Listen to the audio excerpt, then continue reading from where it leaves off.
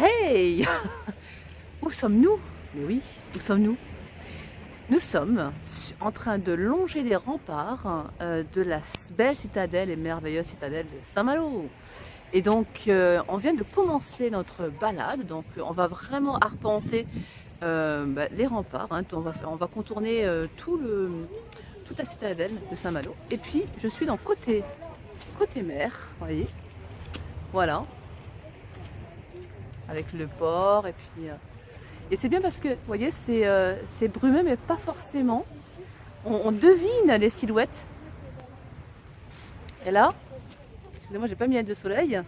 On se dirige donc par là. Donc on y va.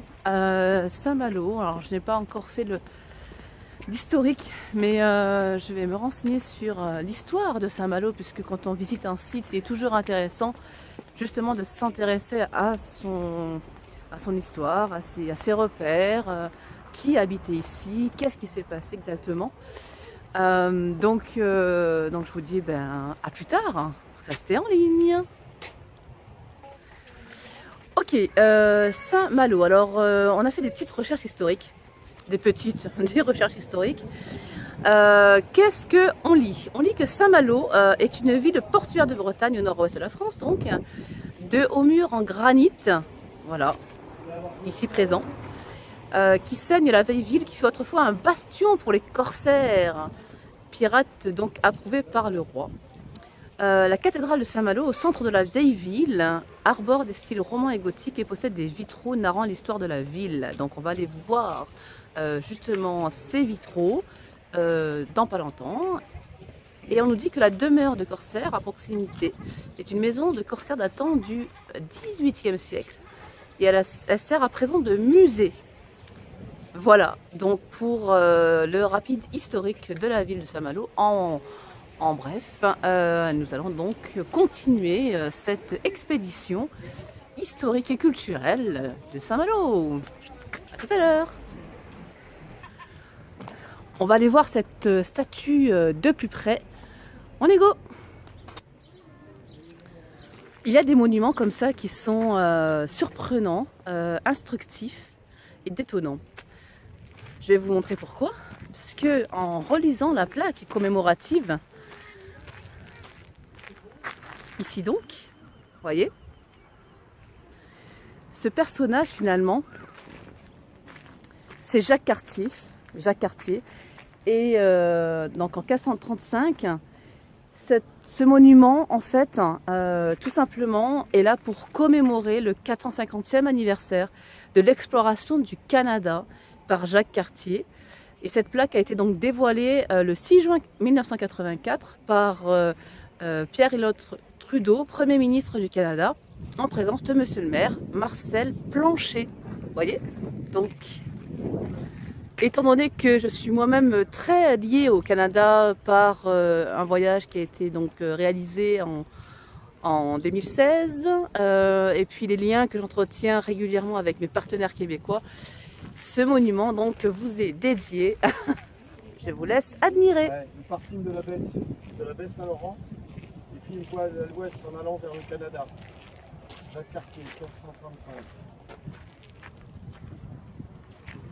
Le parking de la baie Saint-Laurent.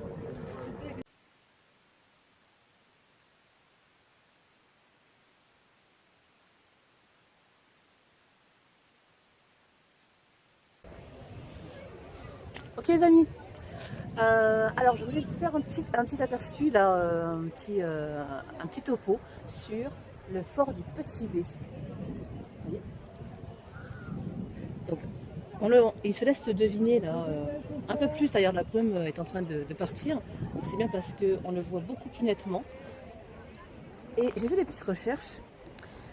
Là on a donc l'indication comme quoi elle était construite par Vauban et Garangot, d'accord, entre 1689 et 1710. C'est un monument historique classé. Mais je voulais vous donner quand même des petits détails un peu plus croustillants. L'île du Petit B, pour information, donc se situe à quelques centaines de mètres des remparts de Saint-Malo. Hein. On est sur les remparts de Saint-Malo. Il faut savoir que le fort du Petit B, que vous voyez donc là-bas, a été construit au XVIIe siècle et il faisait partie d'une ceinture défensive conçue par Vauban et destinée à protéger la ville de Saint-Malo contre des attaques potentielles anglaises ou hollandaises. Il a été construit donc par l'ingénieur malouin, c'est comme ça qu'on dit, qu'on appelle les habitants de Saint-Malo des Malouins. Donc Siméon Garango. Il est intéressant à savoir, il se compose d'une vaste plateforme, d'un bâtiment sur 3 niveaux et de 2 bastions qui pouvaient accueillir jusqu'à 160 soldats pour servir 19 canons et 2 mortiers. C'est dingue, hein?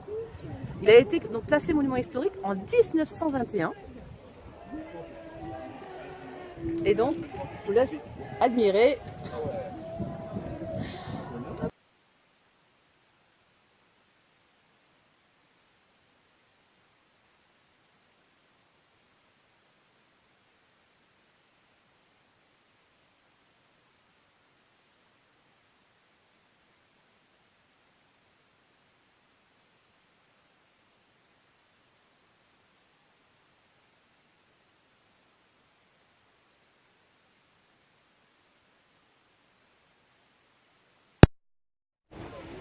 C'est vraiment côté mer des remparts de Saint-Malo. Soleil a pointé le bout de son nez. Nous avons d'ailleurs ici l'école nationale de la marine marchande. Voilà.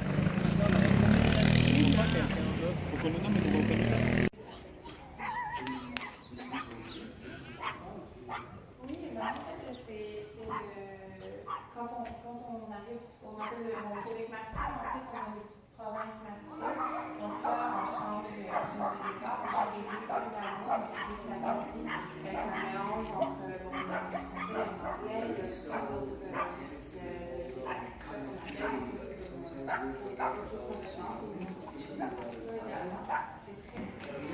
Et dire que j'ai fait Montréal, Québec, Matane, Québec, Montréal, Paris. Voilà. Magnifique souvenir. Nous sommes donc à la Maison du Québec de Saint-Malo. Nous voyageons. Il y a énormément d'événements finalement ici. Voyez. Je vous laisse découvrir notamment le programme. Vous voyez, c'est de mai jusqu'à juin. Il y a énormément d'événements à réaliser, à suivre. Alors nous avons ici des personnes qui ont oublié qu'elles étaient sur un rocher.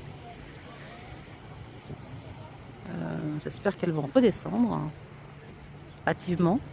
Parce que là, vous voyez, l'eau reprend ses droits. Alors soit vous avez des bonnes bottes, soit vous avez prévu le coup, vous êtes en maillot ou en combinaison, si vous êtes frileux. Ou soit Saint-Malo a anticipé le coup et peut-être que le bateau, le petit bateau qu'on voit là, est peut-être secours pour justement aider les gens à traverser pour ceux qui auraient oublié de traverser.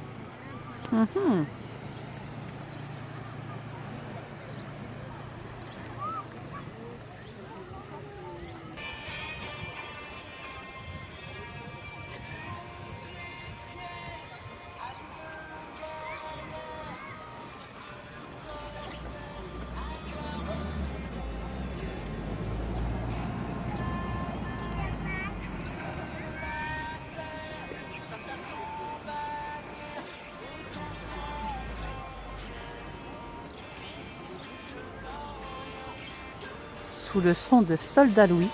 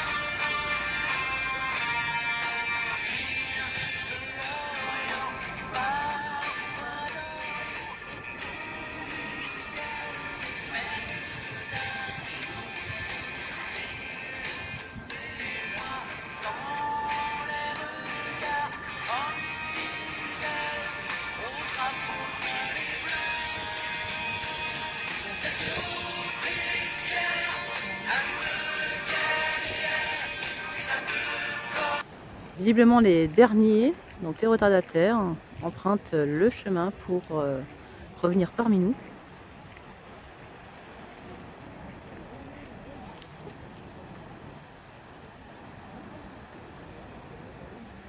Voilà, épreuve passage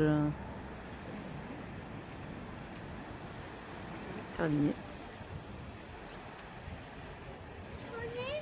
À toutes.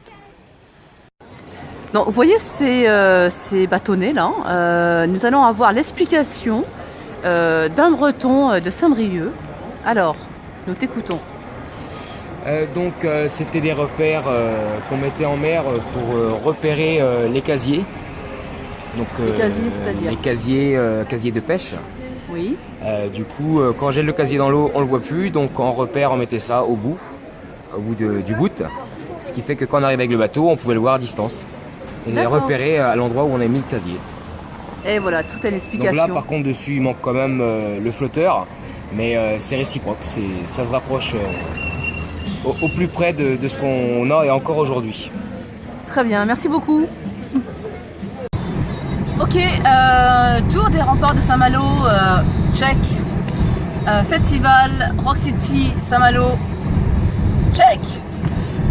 Maintenant direction Lamballe, rencontrer aussi l'équipe du festival pentatonique. Et puis nous allons découvrir tout ça, cet univers carnavaleresque, parce qu'apparemment c'est le ton qui est donné en ces termes. Et puis je vous invite bien sûr, bien entendu, comme d'habitude, à nous suivre sur notre page, à envoyer tous vos éléments à assoartiste@gmail.com concernant donc si vous êtes artiste bien sûr, et si vous êtes programmateur, eh bien contactez-nous à la même adresse bien sûr. Et puis j'ai envie de vous dire à l'esbraise, comme diraient les Malouins. Voilà, donc on vous laisse, on vous souhaite une excellente fin de journée. Et puis on vous dit à bientôt. Bye.